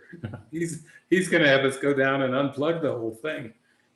Now that's going to be a quiet mind, a very quiet fish tank without any bubbles in it, and that's be still and know that I'm God. Thank heavens for that. But in the meantime, I would just say, if you can just begin to pay attention and notice the contents of your consciousness, that is a huge stride right there. Just to be aware of these thoughts. And I think that's actually what the Course workbook's about. My meaningless thoughts are showing me a meaningless world. My mind is preoccupied with past thoughts. He's teaching you how to do this through the workbook lessons. So just by doing the workbook lessons, you're actually gaining the benefit of that. And then also keep in mind that you're doing this for the whole universe. So, this is not just Vivian's task. You're the savior of the world. The whole world depends on your mind. Not your private mind, but I mean on the mind of being peaceful. And that's huge. That's always important. When Jesus gives us workbook lessons, he'll say, try to think of the importance of what you're being asked to do. And that's important too. Just remember, it's very, very important. It's a high priority. And Ken, have you had any experiences of that with meditation, or where you just go through your day and you've got some past thoughts rambling on, and then what is it that you have found to be helpful for that? I do two things. One, sometimes if they're just looping, I just say this need not be, and I just actually let them go. But some are more sticky. And so I actually just like what you said, Vivian, I just actually look at them, and I just actually see if I have any beliefs or anything around them, any charges, like, why is this coming up? It's coming up for a reason. There's something there that Jesus wants me to see. So I keep looking at it with him and with the beliefs and the thoughts around it, because it's not always the seeming past scenario that's playing out. But of course, as we've been exploring, it's like the guilt that's underneath that, or the feelings of shame or whatever, are keeping me gripped to it, that wants to be released. So that's what I'm doing. with my mind when I'm watching. What is it that you want me to release here? What is it that's been it's unresolved, unfinished business? What is it that needs to be released for good? And if it's really, really sticky, then I'll write down about the scenario, and I'll write down all things about it, and that really, really helps. Because sometimes when I'm just in my seeming mind, I can't always see them all. But once I start writing down things, what did I believe happened? What did I think I was doing? That then really clears it for me. So that's what I do. So maybe that's helpful, particularly if it keeps coming around and around and around and again. It's like, okay, there's clearly something here that needs to be addressed, because it's just not going away through just sitting there meditating. So it's very, very practical. And as David said, that's why I love the lessons, because the lessons have really, really cleared my mind. They're just amazing. You know, like at the moment, mine is my holiness envelops everything I see. And when I've been doing that, it's just been exactly, that's like the goal up front, isn't it? My holiness envelops everything I see. And it's like, wow, this is amazing. This is it. And so it's just remembering, as we were saying, that goal up front actually is going to dispel all of that. So I always believe I'm just one miracle away from the whole thing disappearing. So that's what then inspires me to keep going. So yeah, I'm with you. Oh, thank you so much. I think of that Carly Simon song, and if you're willing to play the game, it will be coming around again. And then she said, so good on paper, so romantic, so bewildering. It's a great song. Just describing the ego, you know, the game, the ego game. Yeah, very good song. Yeah. I actually remember once I was talking with you, David. We were having a conversation. I was telling you about something, and then you just turned around to me and you said, "Don't look back." That was it. You just went, "Don't look back."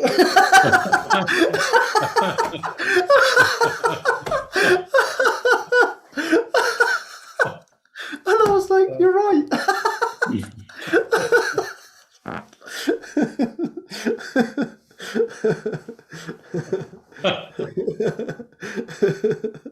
It's that easy. Wow, Andy, we got 4 lined up.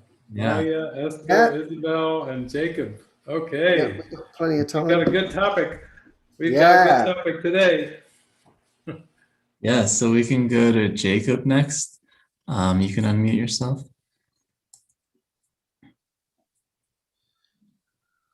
Hey guys, can you hear me? Yeah. Yeah, I can hear you. Yeah, I'm getting used to these new Bluetooth microphone that Andy got me, so I'm still testing them out. So yeah, this question has kind of ruminated in my mind before I came to Camus, over the years studying and trying to work with the course, and it seems to still be in the mind here. So I feel like I should address it. And it's kind of like, you know, we have this, the idea, okay, you have to seek to remove the blocks to love's presence. We can't go to love directly. And then there's the analogy of like unconscious guilt, this massive amount of unconscious guilt that is in the mind that we're not even aware of. And then there's also this obvious experience where I've had multiple times, can't even count, where, you know, I'm in complete darkness and I'm able to pull myself right back from darkness into peace, which seems to be like a choice, like the idea of choose again right now. And then we're also talking today about like setting the goal. And if I have any other goal but peace, then, you know, it's gonna get wacky a little bit, you know. Oh, and then, you know, as we're going throughout the day here at Camus, I noticed, oh, I must have had some other goal besides peace. And then when I am like very firm, okay, wow, this is awesome. Everything seems to be working together for the good. Everything seems to be exactly in its right place. And but then it's what happens is I just get so peaceful and so joyful, and I feel like I'm stepping into my true identity. But there's that thought, it's like, am I ghosting? Am I spiritual bypassing? Am I not seeking for the blocks?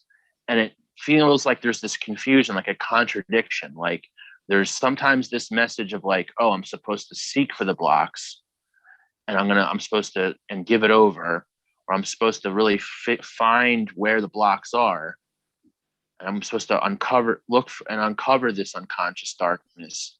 But then there's also this idea of like choosing right now for peace. And it's like, I'm not completely confident. Like I feel like I get so happy, or I get so in peace because I know I'm choosing it now, that I'm worried that I'm kind of bypassing something, or I'm skipping steps. And I was just wondering if you could sort of clarify how to know if, maybe it's just a matter of like what's coming up in the moment.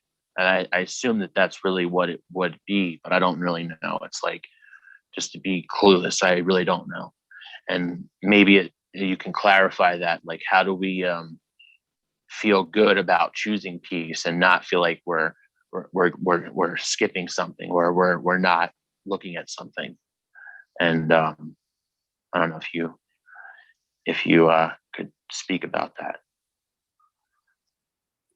Yeah, I think it's best to keep it very simple. And so I do feel like Jesus said 2,000 years ago, he said, take no thought for tomorrow. Take no thought for what you shall wear or what you shall eat. The troubles of the day are sufficient. Well, the troubles of the moment are sufficient. If you just stay present and realize that all you're watching with the world is a motion picture of your mind, you don't have to put on your Sherlock Holmes hat and turn into sleuth Jacob, and then, or be a miner. Okay, I'm going to put on my sleuth cap, and now give me a shovel. I'm going to go digging. There's a big cave down there, and I'm going to go spelunking and digging in the cave. I really don't think Jesus wants us digging. He's basically saying, what's right in front of you is plenty. That's plenty for all of us. And if we just stay with that, then we can keep it simple, because we can really pay attention and observe, notice.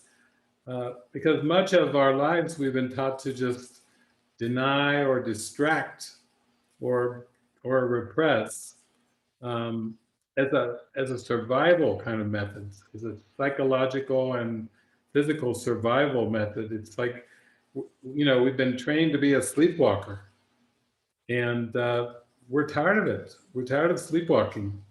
So we're going to be more authentic, and we're going to be more transparent. And that's part of no people pleasing and no private thoughts. It's just very strong authenticity. So to me, that's the key. Even with the iceberg analogy, that's very famous. Ken and I know that one from psychology. And one time I was with Jesus, and he was like saying, would you stop with this ridiculous iceberg analogy? And I said, what do you mean? And he said, look again.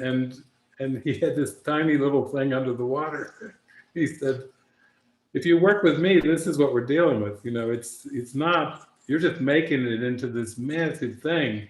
And then you've been listening to teachers and psychologists that just say it over and over and over. And you feel powerless in the face of this massive thing. And he said, remember, he said, I'm fully aware. I'm fully consciousness. There is no iceberg for me. And you're asked to stay linked with me. I'm your instructor. I'm your guide. I'm your teacher. I'm the one who doesn't see an iceberg. But he gave me a picture of a little tiny iceberg. And I said, oh, you're so good. You're always playing with me. You're giving me a tiny iceberg. So you have to remember, Jesus is so powerful and so playful that I sometimes think of Jesus giving a good belly laugh, even with things that I used to believe in for years. I believed in big iceberg. And then he comes along and he said, here, try this one. And I'm like, okay. There was one time when Helen Schuckman was with Jesus, and it was like a vision, and they came to this huge mountain, and Helen said, I'm so tiny, and she just strained her neck, and she looked up and she was like, Jesus, how are we going to get over that? Because it was so huge. And Jesus just smiled and said, take my hand and we'll walk through it. Wow, that is a different perspective. That's going straight through it. Like, I'll take you right through the base of the mountain if you hold my hand. And you don't have to do the big climb or the big descent to get over the thing. You can just take my hand and we'll go straight through it. So I think that's important to keep that in mind. And Ken and I are always talking about that, where something that seems so insurmountable, that it was like this massive thing. The more you get into the joy and you joyfully are flowing with Jesus and you really feel the presence of Jesus, then, you know, it doesn't really feel insurmountable. And Jesus says, why do you think it's so difficult to move mountains? He said, if you knew how powerful your mind was, you would laugh at even moving mountains. You would think, wow, I can't believe I couldn't believe something so tiny was so difficult. But it's just a shift in context, perspective. Yeah, thank you so much for that, Jacob. Because I heard that as well. There's all this unconscious guilt that we've got to wade through, and I thought, yeah, there it is. That's just the ego. That's just the ego talking. And then it has this idea of, okay, if I'm not looking at it, then I'm bypassing it by saying choose once again, or this need not be. And Jesus has given me that answer many, many times. This need not be, and choose once again. And for so long, it was like, what is actually that simple. And now, through the changing of my mind, in just choose once again, and it's done and it's over. I am not looking back in that moment. I don't care what happened before that moment. When my mind has been completely changed, I'm not worried about digging in or anything like that. I am just back in that peace, and it's like, that's everything. And I had those same thoughts of psychology, so you're used to analyzing and you've got to look at it all. And that's why I love the course, because I thought, this is so easy. You don't even have to do all of this stuff. It's not even hard. And in that moment, as you said, I have that moment to choose once again, and Jesus is there, and Jesus is just boom, done. And he doesn't blink an eyelid, and you're just like, okay, that's it, move on. So again, it does come down to that, don't look back. If you're in the peace, you're in the peace. So I'm not worried about anything else at that moment. And what else is going to come up is going to come up. But I'm not inviting that any longer in that way, as David was sharing. What needs to be revealed will be revealed, and what doesn't need to be revealed won't be revealed. So that's how that's how I work with it. And as David was sharing, the mind is very powerful, and I feel so grateful that he's shown me that over and over again, that I can choose in an instant to change my mind, and that is what we're all working with, to make that experience stronger and stronger. So really, that's the only work that we're doing. So yeah, no need to dig in. And this old story of there's just so much guilt is just complete and utter nonsense. So it's like the monster in the cupboard, isn't it? Oh, there's a monster in the cupboard, and it's, come on, Jacob, come to the cupboard with, oh, I'm frightened of that. There's no. And then we undid it. There's nothing there. Yeah, I told you. You're like, okay, there's nothing there. And that's really what it is, isn't it? So thank you so much for that. Thank you. Thank you, Jacob. Next, we have Maya with her hand up. You can unmute. Hi. Hi, Maya. Hi. Thank you, guys. Good to see you. Good to see you too. Thank you, guys. I feel more relaxed. It's like every week I'm feeling a little more, still that my heart is racing a little bit, but I feel more relaxed, and, you know, it's a good sign, you know, that I look forward to this group so much. And the topic was, it's like, I even took some notes. I like what you said, David, about having no control of the world. Yeah, like to acknowledge that I have no control over the world that I made up. I think Jesus says that, but you said, that's the first step. And that really helped me, because a year and a month ago, that's when I reached out to a friend and I said, I needed help with my drinking. And he asked me to write down, pray to the Holy Spirit. And I felt a little upset about it.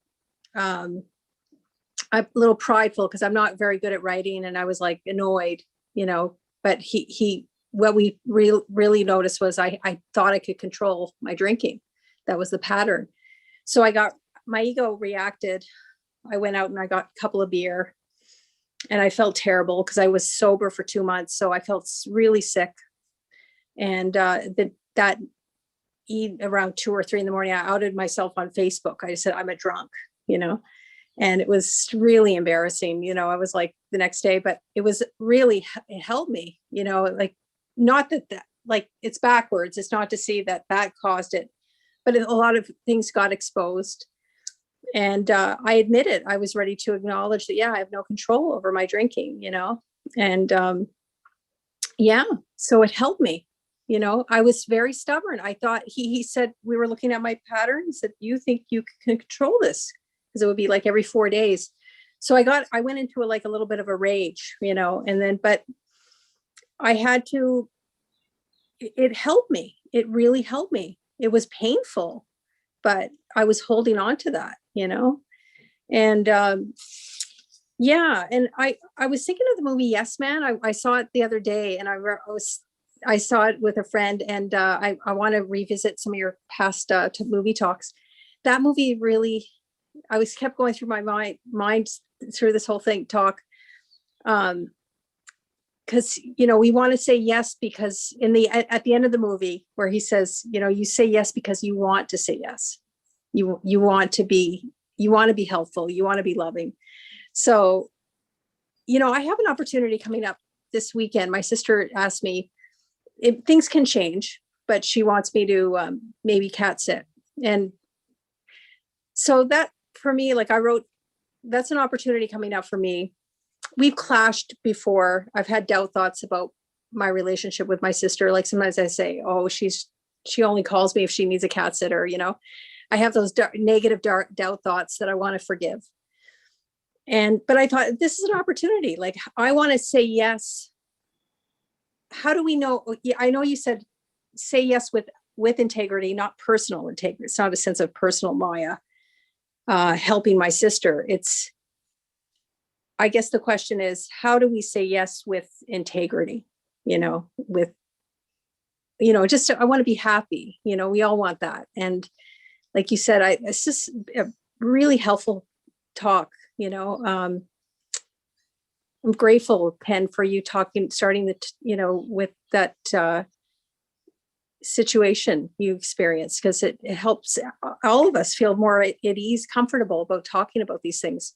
So how do we, so that's an opportunity I have coming up. It could get canceled. Like sometimes her plans might change. But I really want to live. I want to say yes to life. Like, I love that movie. I think it's such a beautiful movie. It has a lot of important lessons for all of us. And I want to listen to some of your past talks. I'm sure you've done a few movie commentaries on that, but that movie came through when I could hear everybody talking. I was like, it's a very profound movie. So how do I say yes with integrity, which I know is listening to the Holy Spirit, because I don't know my best interest. That's and it is an opportunity. I love Birdie, my sister's cat. I just adore him. But it gets lonely. I'm in the house by myself, and Birdie's sweet. I adore him, but and I can listen to talks. There's always things I can do, but I get lonely sometimes when I'm at her house.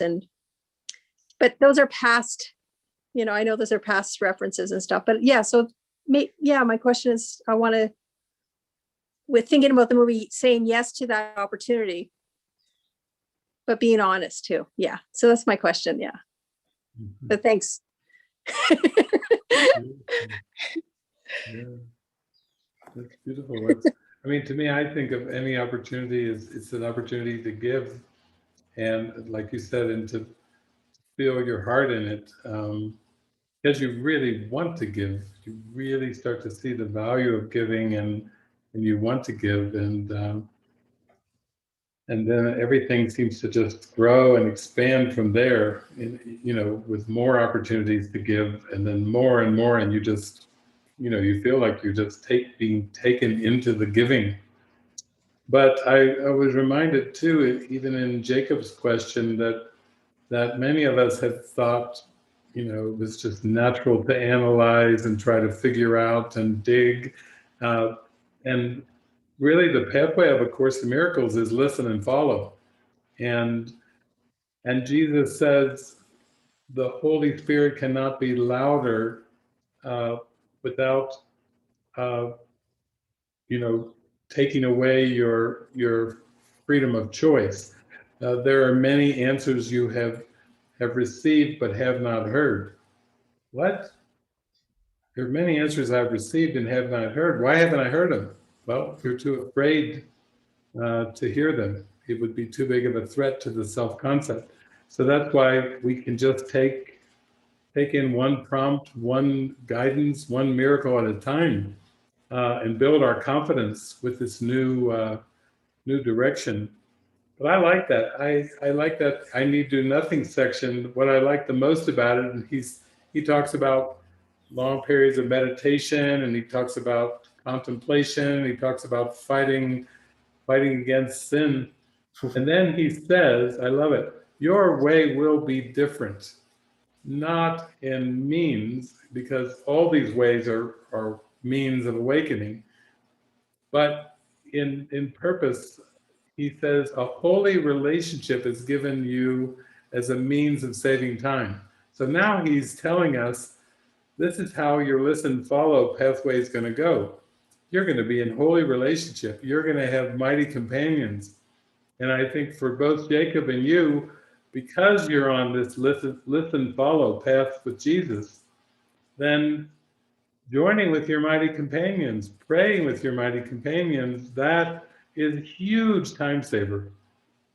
Or even with, as Ken was sharing, when he just said to Eric, you know, can we talk about this? There's a joining right there. That's the first step at getting out of it, is the desire to join with mighty companions. So I feel that with everybody who's on with us here in the Zoom room, we are mighty companions to one another. We're here for each other. If you got a problem that you're struggling with, then that's what we're for. We're here to pray with you. Sometimes people talk about relationships with me, and for them, it's a very loaded and complex topic. They say, oh my God, that's like, I don't know if I would touch that with a 10-foot pole. I've got so many relationship issues. And I said, well, maybe it's just because of the purpose you're reading into the relationship. I don't think it's that complicated. And they say, you got to be kidding. What do you mean it's not complicated? And I say, well, I really think of everybody as prayer partners. That's the way I keep it in mind. We're all prayer partners for each other. We're here to pray with each other. Jesus says, if one presents a problem and another answers, salvation has come. Just in that simple little request for help and speaking it up and saying, you know, you text somebody, you write to somebody, I need some help with this. And then they answer you and they say, okay, I'm here for you. And I'll pray with you, or let's text, or let's have a call or something. That's salvation. That's how salvation works. We're in a listen, follow program with Jesus. We're not asked to meditate for 8 to 12 hours a day. Let the yogis do that in the East. We're not meant to contemplate. We don't have to turn into philosophers. Put the hand on our head like the great statue, the thinker. We're not contemplators. But hallelujah, we can be prayer partners, and we can ask for help, and we can join and connect with our brothers and sisters who love us dearly and who are walking this path with us side by side and hand in hand. And this morning I did a session over at La Casa, and I was saying, I'm excited. We're going to develop an online community that is accessible in 25 major languages. So that means anybody who goes in and they hit one button, the whole website goes to their language. So we've discovered this. And Frances, I was just in there with her yesterday, and she said, she brought her computer over and she sat next to me and she said, now watch, I'm going to go down to select language. And she said, I'm going to select Mandarin. And she went, one button, boom. The whole website, all the links, everything was in Mandarin, was in Chinese. And I thought, oh, the ego is not going to like this. The ego is going to be like, drat. Now I can't even use separate languages to keep people from finding God. My gosh, Holy Spirit's invented technology, one button and wham, the whole thing comes into your language. So we're going to build an online community for all of you, the Mighties, and we're just going to invite the Mighties. We're not trying to bring in 144,000 or millions, but just for the Mighties. And we're going to have even more of these kind of interactive things and expressions. And we can invite our brothers and sisters, even from different languages and cultures and countries, who are going through the same thing. And they want to connect. And now language won't even be a barrier. So every day it's a new miracle, it's a new opportunity for us to join and connect. And I think it's spectacular. Whereas they say in Spanish, es spectacular.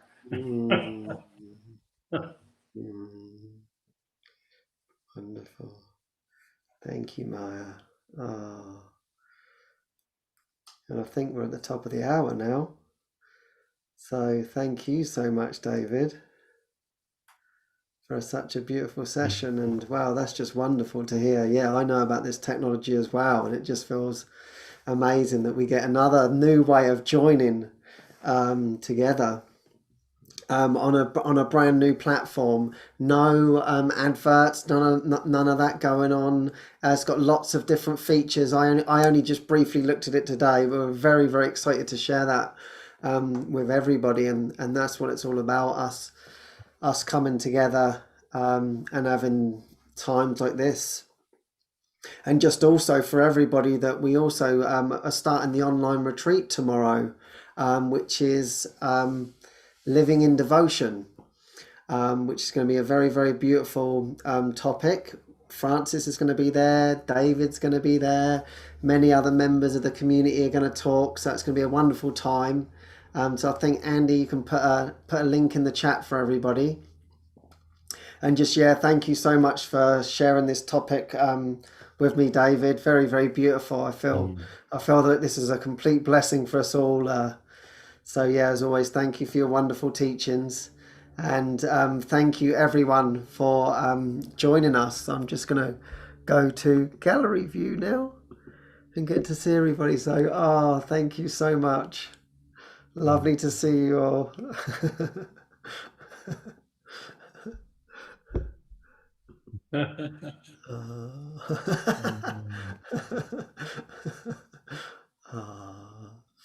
And I look forward to seeing you all next week. So let's expect miracles. Bye for now.